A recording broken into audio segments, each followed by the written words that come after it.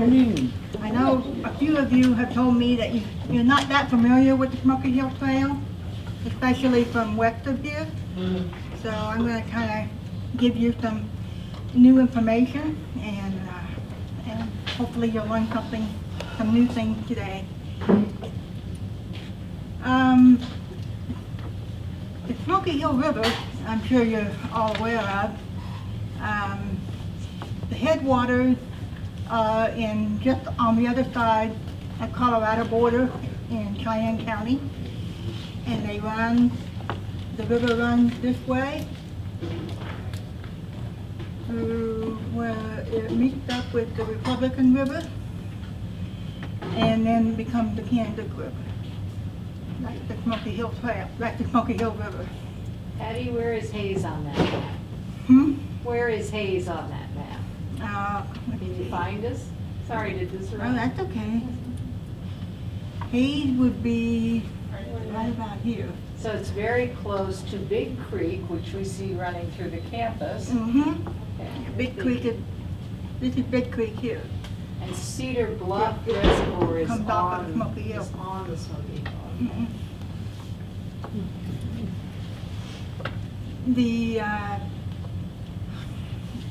They had explorers, first of all with the Spanish explorers. Coronado is given credit for being the first white explorer to visit the Smoky Hill Valley in 1540. And then Juan de Ulibarri was looking for a band of Picuris at El Portalejo, which the ruins of which are in Scott County, by the Scott County Lake. And he may have come as far north of the Smoky Hill River. Then the French sent someone, Vineyard, in 1724. He was probably the first white man to travel the entire length of the Smoky Hill River. And then the Americans, Zebulon Pike, in 1806, explored the headwaters of the river to the west, and he no doubt was near the Smoky Hill River as he discovered the peak that bears his name. And then John C. Fremont, in 1842, with Kit Carson as his guide, was the first explorer in the name of the United States to explore the entire length of the river. In 1858, gold was discovered in Cherry Creek next to the Rocky Mountain, which was in the Kansas Territory at the time. The gold seekers wanted to find the fastest way to get to the mountain, and an old Indian trail to the north of the Smoky Hill River became the most direct route to the gold field. There were cut-off routes to Denver from both the Oregon and Santa Fe trails, but they took longer.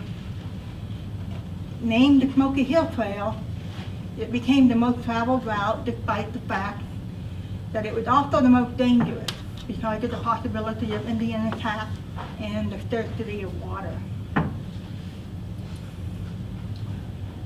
This is the Kansas Territory in 1854 through 1861. As you can see, it goes well into the mountain. There's Denver.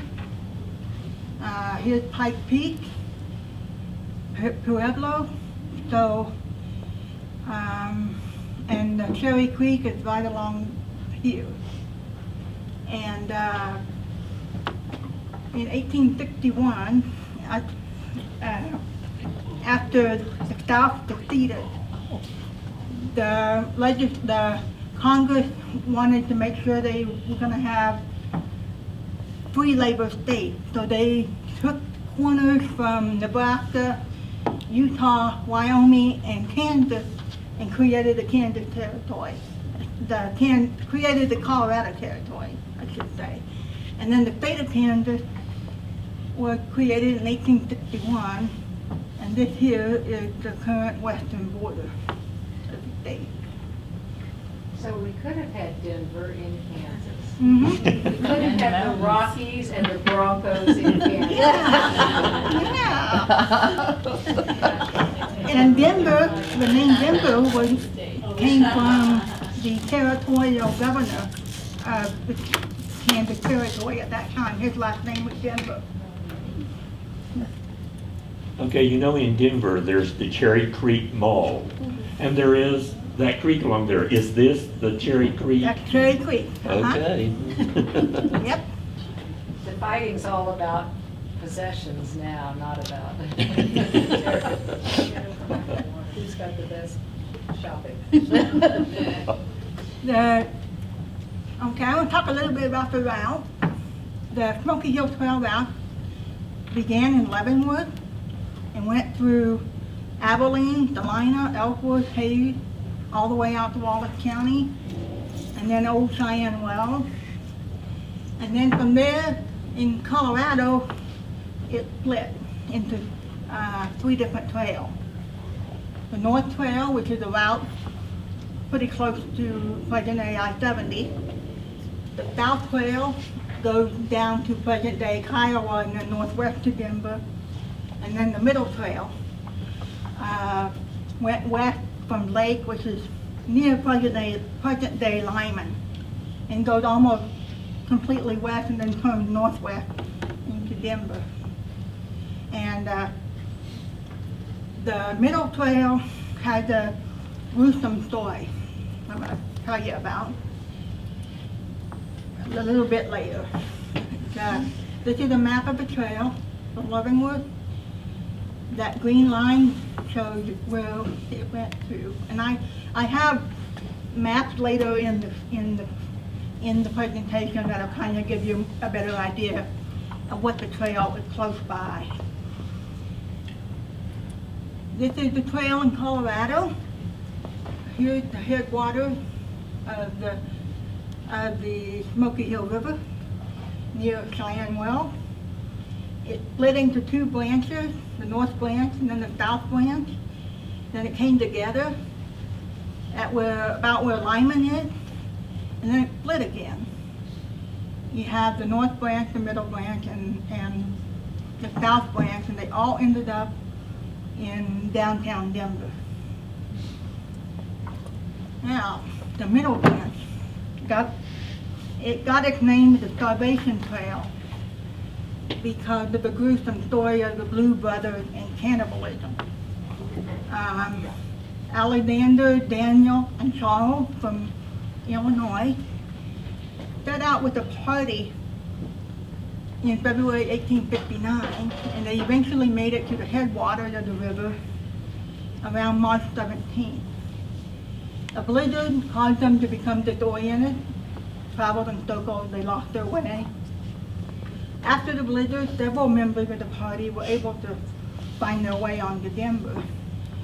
But the 4 members left behind were still pretty weak and exhausted.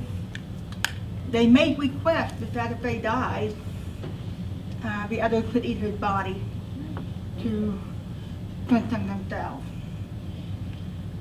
Stoley died first. He was the man that was along on the trip with them. Then Alexander, and then Charles. Daniel was near death when he was found by Arapaho Indians, who then nursed him back to health.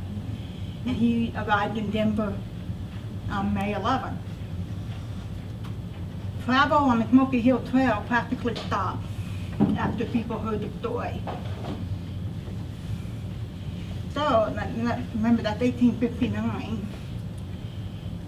In 1860, the people still wanted to have the trail available. So the towns along the eastern part of the trail they came up with a plan to have an expedition to build the road up the Smoky Valley. Henry Green headed the road building crew, which left Leavenworth on June 18, 1860, and it reached Denver after 54 days. Green sent back a positive report to Leavenworth saying that the road was good for travelers. However, because Kansas became a state and rumbling the war with the Civil War beginning to start, this never really happened as far as getting a better route. But the greatest impact was yet to come. This is David Butterfield. He was born January 17, 1834 in Franklin County, Maine. He was intrigued by the West. So he moved his family to Kansas in 1856, and then after the Civil War broke out, he moved them to Denver in 1862. He had a dream of operating a stage and freight line from the Missouri River to Denver going across Kansas. And so he moved his family to Atchison, Kansas in 1864. The name of the route, the name of his company, was Butterfield Overland Dispatch. And that's not a misspelling. I mean, some people think you would have an I instead of an E, but you'll see it spelled both ways. But this is the name that he has for it. Now there's another route that has Butterfield. It's not to be confused with it. It's the Butterfield Overland Mail Route, which was established by John Butterfield, no relation. And it started in 1858 and went through 1861. That route started in St. Louis, went down through western Arkansas, and turned west across Texas, New Mexico, Arizona, and then turned north again in California to go to San Francisco.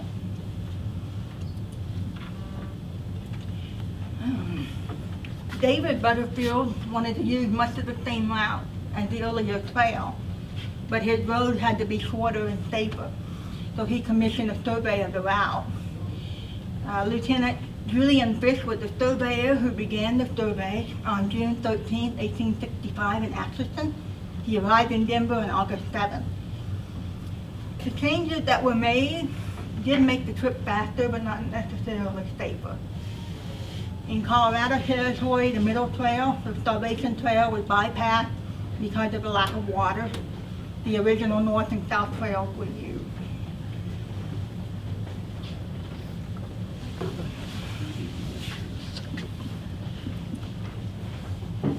Making of the trail for stagecoaches and freight, stations were set up at various places along the trail. From Abilene, from Fort Riley to Denver, that's where the stations were. And 16 of them were home stations where the passengers could get meals. The state was settled between Atchison and Fort Riley, so that's why there were no stations set up there. The first wagon train carrying 150,000 pounds of freight left Atchison on June 24th in the shadows of the survey team who left on June 13th. The first passenger stagecoach left Atchison on September 11th and arrived in Denver September 23rd. And passenger fare was $175 without meals. Wow. It's a lot for that time. Really? You really want to go to Denver. But they had a mall. Parties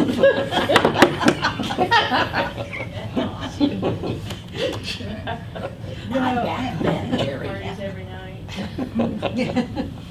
And as I told you, I found these maps online, and I thought they were pretty neat because they're maps of today. So they showed the roads of today, and then it had the line that showed where the routes of the Butterfield and Overfield Dispatch. And the original one was Leavenworth.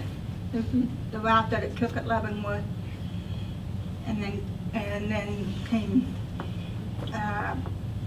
And then this is the route that started in Atchison. And they go to north of Topeka. Here's Silver Lake.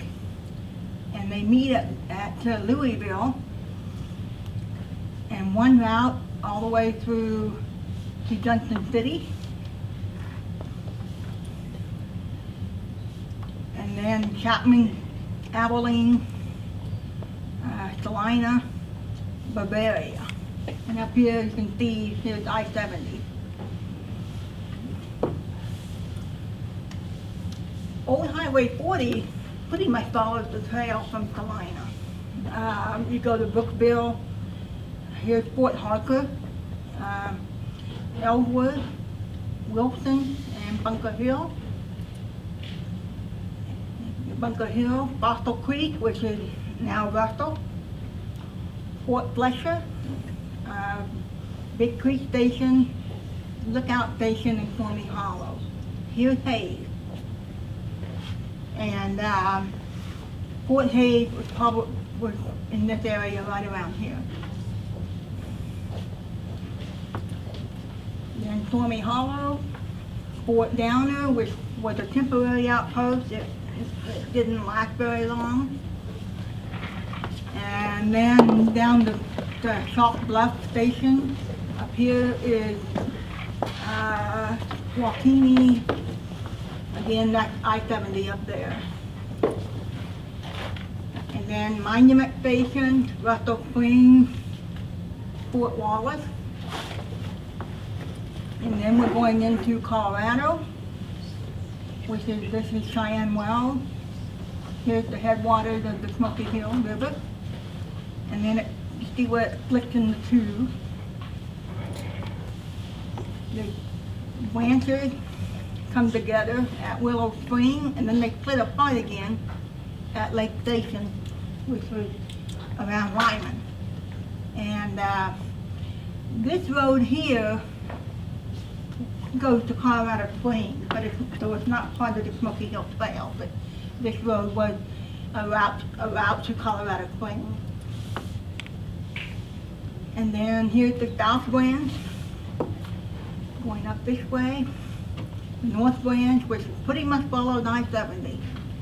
And I've gone to Denver a lot of times on I-70, but then I also will take off on the Kiowa Road, which is basically the South Branch. And you can just really imagine how desolate it was just even by driving this road today, because there's not hardly anything out there. So you can only imagine what it must have been like back in the 1800s. All of these branches they meet at downtown Denver. Okay. Then we have Indian trouble. The BOD, freight and passengers, had a great risk traveling along the trail because in the latter part of 1865. The Indians were becoming desperate when their hunting grounds were invaded by the BOD. So instead of hunting buffalo, they started hunting the white men. The first attack on the stagecoach was near Monument Station in Grove County on October 2nd, 1865. This and other attacks prompted the establishment of Fort Fletcher on October 11th of 1865. These are forts that were already in existence or were established along the trail for protection from the Indians.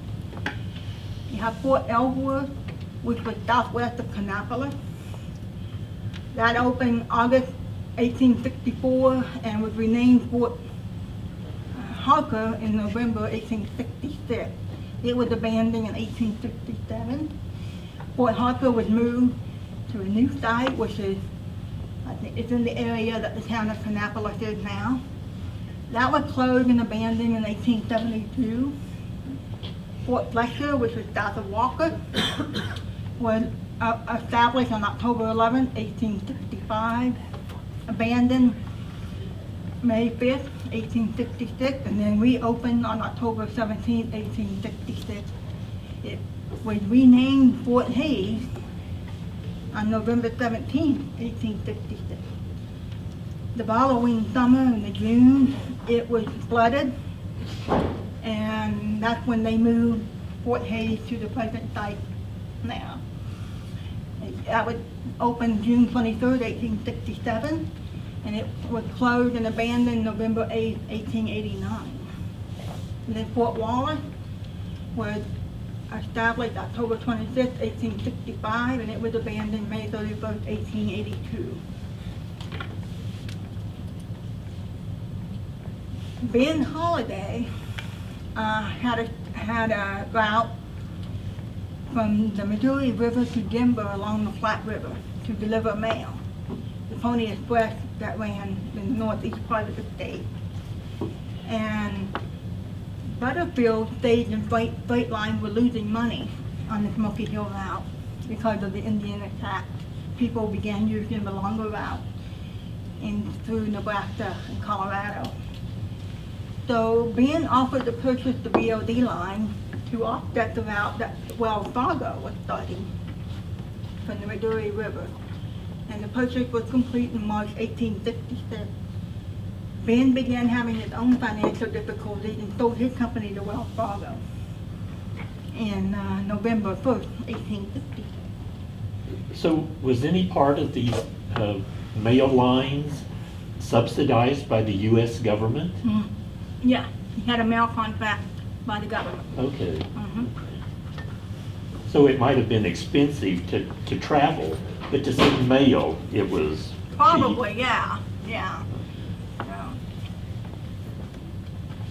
I'd have to look up that, do a little bit more research on that, but yeah, I think that's probably why.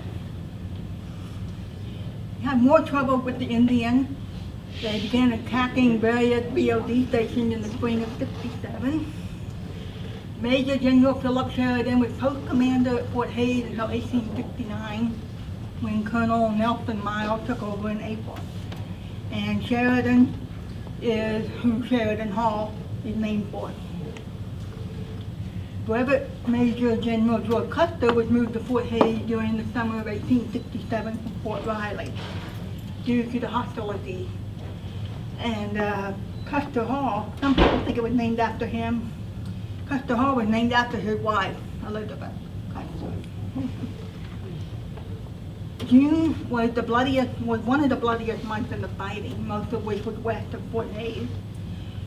It was also the same month that Fort Hays was flooded and then moved to its present location. The Kansas Pacific Railroad, laying rails across the state, was also victim of the hostility. 7 railroad workers were killed just east of Victoria on August 1st. And I don't know if any of you have driven into Victoria. You go under the railroad bridge there. There's a small cemetery. And that's where 6 of these workers are buried. The 7th worker did survive the attack long enough to make it to Fort Hays, but he died when he got to Fort Hays. And he was buried in the Fort Hays Cemetery. But then there's no Fort Hays Cemetery now because they were moved to Fort Leavenworth. So, the spring of 68, 69, there were more attacks.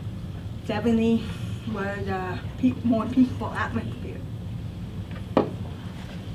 The railroad had it's a whole other presentation in itself, but so I'm just gonna give you a few details. The Union Pacific Eastern Division began construction in Kansas City in 1863. It became the Kansas Pacific on May 31st, 1868.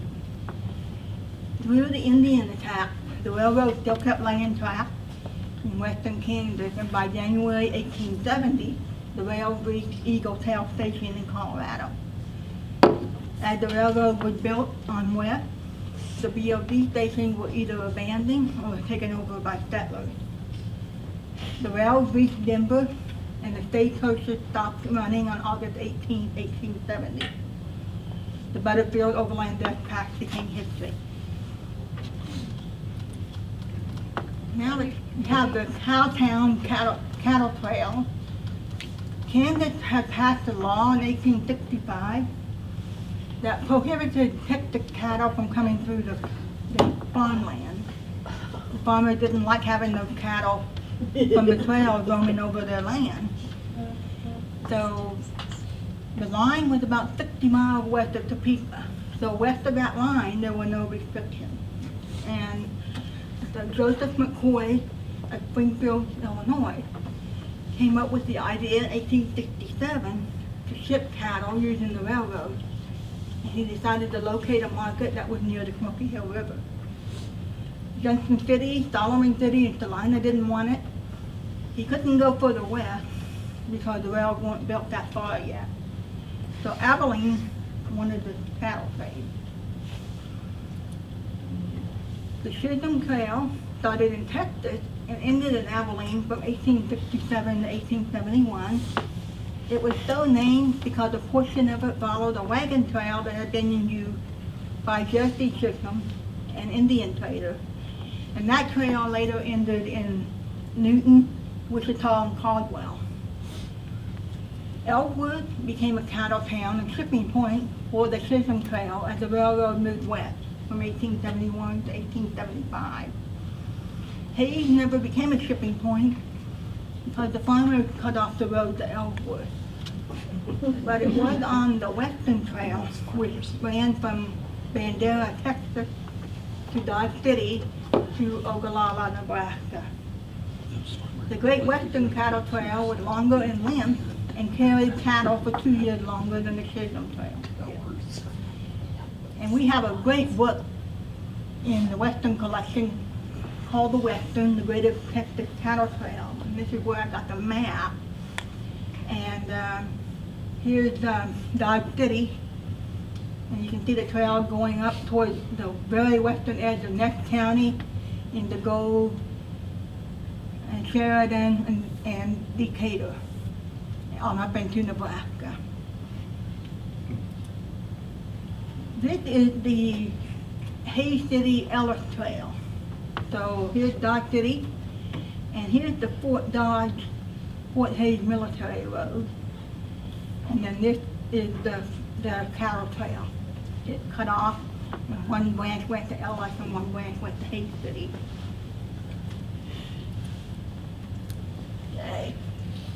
The massacre in 1872, Dick Jordan and George Jordan were buffalo hunters from Ellis. Fred Nelson was a young boy who worked for the brothers, and Mrs. Dick Jordan went on the hunting trip because she didn't want to stay home by herself. She had just lost a baby. They planned to go hunting along the Smoky Hill River and go south towards Fort Dodge. They planned to be gone like 6 to 7 weeks. About the time the party should have returned to Ellis, 2 wagons were found along Walnut Creek in Next County. The bodies of Dick Jordan and Fred were found by the wagon. The body of George Jordan was found across the creek where he had tried to get away. Mrs. Jordan's apron and bonnet were nearby, and she was never found, and is believed to have been killed before the Indians went back to their reservation. The last trail tragedy happened on September 11, 1874. These were members of the German family from Georgia, and their land had been devastated during the Civil War. So they wanted to move west, and after they got enough money, they started to move west. And it had the parents, John and Lydia, and then Rebecca, Stephen, Catherine, Joanna, Sophia, Juliana, and Addie. They left Missouri on August 15, 1874, and on the night of September 10th, they were within a day's ride of Fort Wallace. And I don't have my notes here, but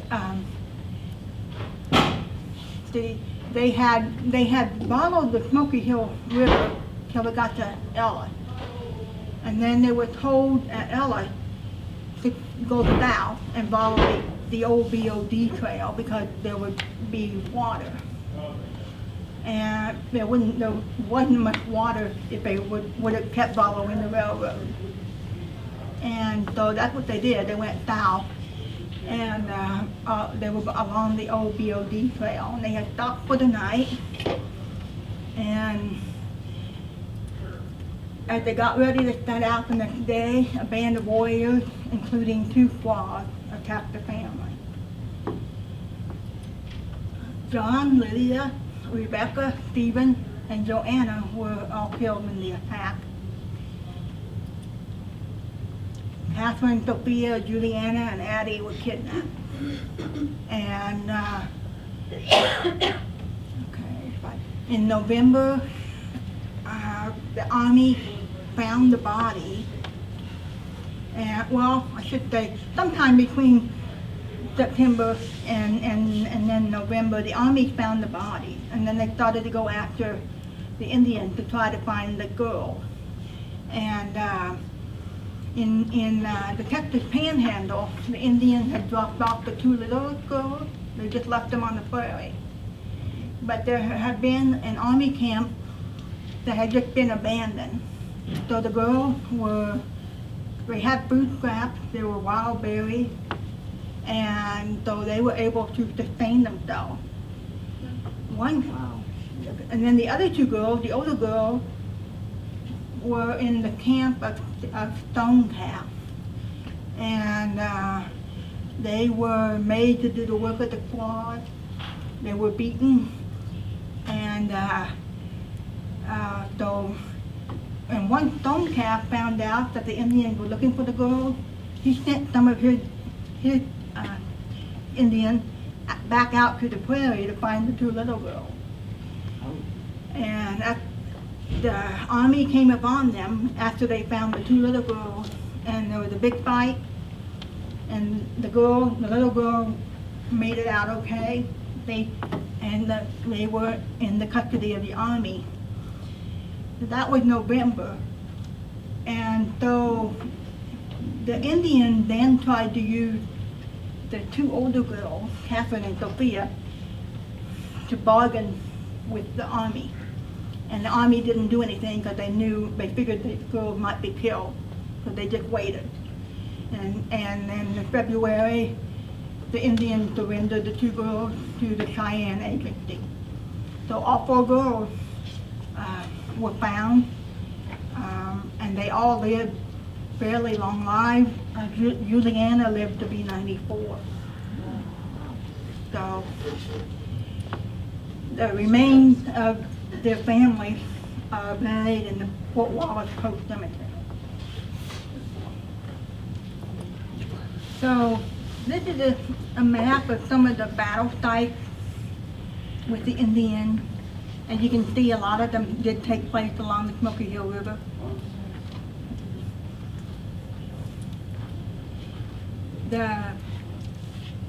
As a way to get back for what happened to the German family, Lieutenant Henley, in April 1875, led a group of soldiers to an Indian camp in Rawlins County on Middle Stappa Creek.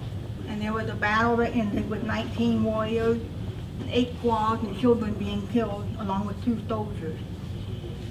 And if I can go back to that map, Middle Stappa Creek is up here. Then more than 3 years later, in September 1878, there were some soldiers that were ambushed by Indians about 30 miles southeast of Fort Wallace. And 1 soldier was killed, and 2 others were injured. As the Indians fled, they killed 20 men in Decatur County, and 11 men in Rawlins County, and others in Nebraska, before being captured near Fort Robinson. And this was the last Indian raid on Kansas soil. And the map also, dull knife or little wolf raid. This is the general route they think it took, right up there. And then on into Nebraska. And Fort Robinson is way up in northern Nebraska. David Butterfield had a tragic ending to his life after he sold the BOD to Ben Holiday. He moved his family to Hot Springs, Arkansas, where he started up a streetcar system. On March 27, 1875, he approached a couple of employees at his stable about their alleged abuses of the stock. One of them hit David on the head with a stick of wood, dragging him unconscious, and David passed away the following morning, leaving behind a wife, 4 daughters, and 1 son. much of the information that I got for this presentation came from a book called The Trails of the Smoky Hill, written by Wayne C. Lee and Howard C. Rainsford. And this has been recently reprinted, so if you're, I can get you information about that if you need it. Rainsford was born and raised on a farm southwest of Ellis. And he raised his own family on a farm, a dairy farm outside of Ellis. He was a historian who became director of the Kansas State Historical Society. Howard mapped the BOD trail from Atchison to Denver in his spare time. And he was granted permission in 1963 from the state legislature to place stone post markers at the right-of-way where the trail passed across major highways. He received no funds at all for doing this project. His original papers and maps are in the Kansas room at the Hayes Public Library, and we have copies of the same thing in the Smoky Hill Trail Association archive, which we have here in Forsyth Library. This is what a BOD marker looks like. He made cement plaques for each marker base, and the plaque read, Smoky Hill Trail, Butterfield Overland Dispatch, Atchison to Denver, traveled by General Fremont, 1844, First Denver Stagecoach, 1859, most dangerous overland route, retraced and mapped by Howard C. Rainsford, Ellis, Kansas, marker place 1965. And he did 138 of these. And each of them was marked with a BOD 1865. Now you can't really tell here, but on each post he would scratch out a line that points the way the trail went from that post. Are there any of them you can see? Pardon? Are there any of them that you can see? There are some, but a lot of them are on private land now, and some are broken. And that's what I'll tell you about the Smoky Hill Trail Association. It's dedicated to the preservation, promotion, and interpretation of the heritage of the trail.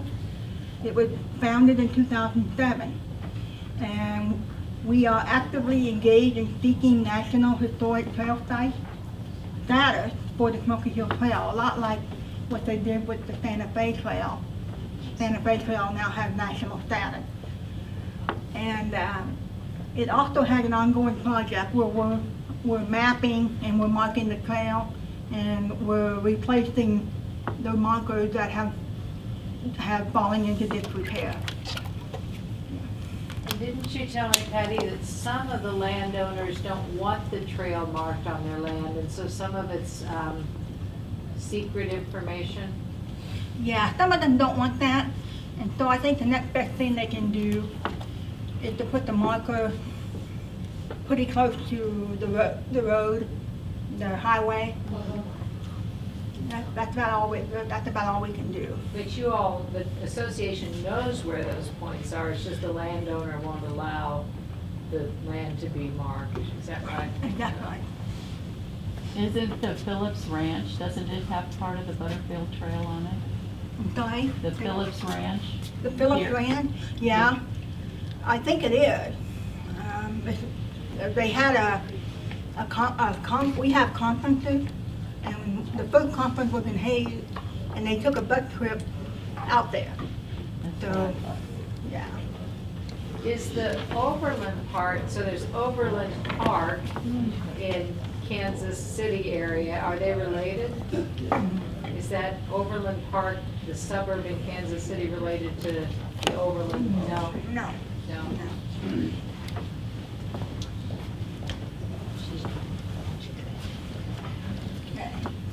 Makes sense to me. One of the things that, like I mentioned, one of the things we do at the conferences they have bus trips that take you out along the trail where, wherever you're having a conference at. And in 2013, the conference was at the end of the trail in Parker, Colorado. And it took us along the route from 7 Mile Station near Parker to the end of the trail. So here's Sherry Creek. These are just some pictures I took. This is Sherry Creek. And this is a house that's really good shape, still standing for that 4 Mile Station. And I think this was a house that was used as a base station or a home station where they fed the passengers meals. Where did they sleep? What? Where did they sleep? Where did the passengers sleep? There were some beds in here, Okay. but as far as where they were out on the trail, that's a good question. I don't know. I'll have to find that out. The end of the trail as it looks today, this is Pioneer Monument. It's in downtown Denver at the corner of Broadway and Colfax. And there are 3 statues along the bottom here. And one of them you can see here is the hunter. And then at the top is Kit Carson and his horse. This is looking away from, looking toward the south east from the monument. This is the Colorado State Capitol building. They were working on the dome at the time, so that's why you can't really see the dome. And then the Denver Public Library, just a couple blocks away. And the 2015 conference will be held in Atchison this year, and it's October. I don't know the specific date yet. The Smoky Hill Trail Association, membership information, the fees range from $10 to $100. Categories include student, individual, family, institution, business, patron, and lifetime. And then there's a Smoky Hill Trail website, and they're currently working on getting that website updated. How many members are in the association, Patty? Pardon? How many members do you know? I think we have between 150, maybe 175 members. Yeah. There's not a whole lot of them and are very active. There's just a few. But you know, we do, like one of the categories is patron. They support it, but they're not involved. So.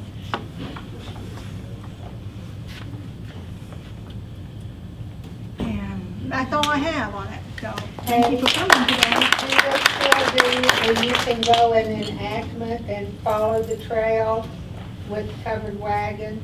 Didn't They they do used to? in Do they do it now? around Russell Springs. I can't remember what it's called. But they do have, I think in the summertime when they have the old wagon, and you can get on the wagon and kind of follow the trail for 2 or 3 days.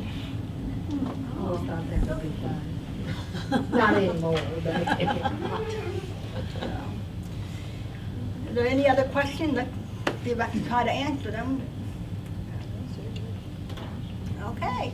Yeah. And I don't know the reason why people want to join the association.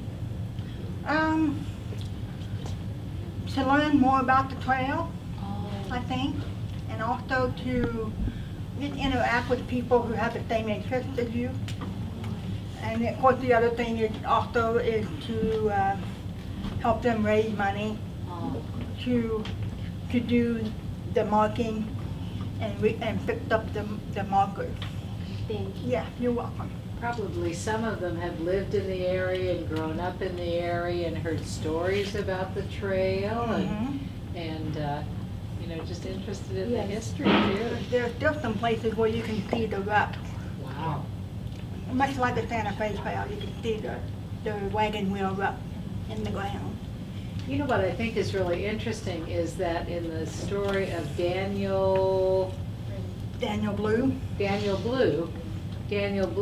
Indians saved him and nursed him back to health, but then there was so much massacre. Was it different groups of Indians? Was it, I think there just a might have bad been, day? the Indians in Kansas were the Cheyenne. Uh-huh. And I think the Arapaho may have been a little bit more easier to get along with. It was also a difference though on the trail though. I mean, that was during the time when they were hoofing it out there. I mean, right before they had the actual stagecoaches and many more people coming through and invading, and then the railroad as well really exacerbated some of those things. Terrible story though. It is. Patty, Yeah. I'm not a native Kansan, but I have lived here 45 years. 3/4 of what you've said today, I have never heard before. So I think this is amazing. And that's another purpose of the Smoky Hill Trail Association. We want to get the word out. Because there's a lot of people that don't know much about the trail or don't know anything at all. And we just want to let people know about it and hopefully get it to the point like the Santa Fe Trail, that it can be a national trail. Why was it called Smoky Hill? I'm sorry? Why was it called Smoky Hill?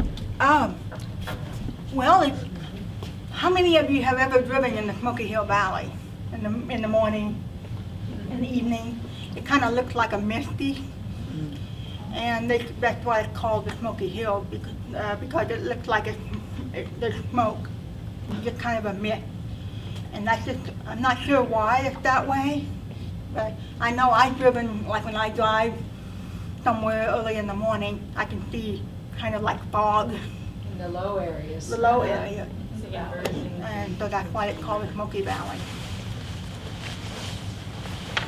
Well, thank you, Patty. This has been a great program. Yeah. Now, next